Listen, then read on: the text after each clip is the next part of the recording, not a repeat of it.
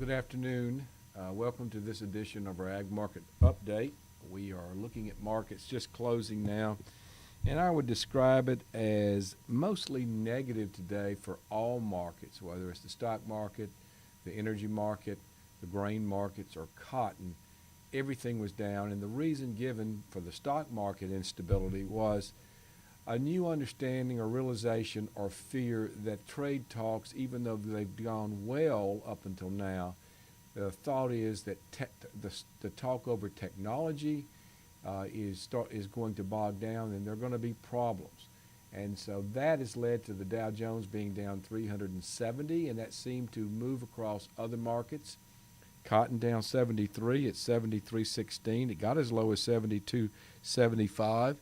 And the high is 74.29. March soybeans down 8 at 908 and 3/4.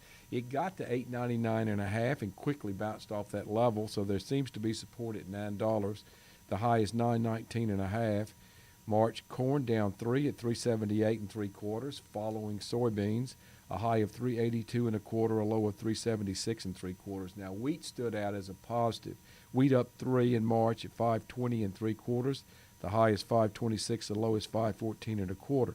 As we look at the outside markets and financials, you really are seeing some movement here. Crude oil is down $1.23 a barrel.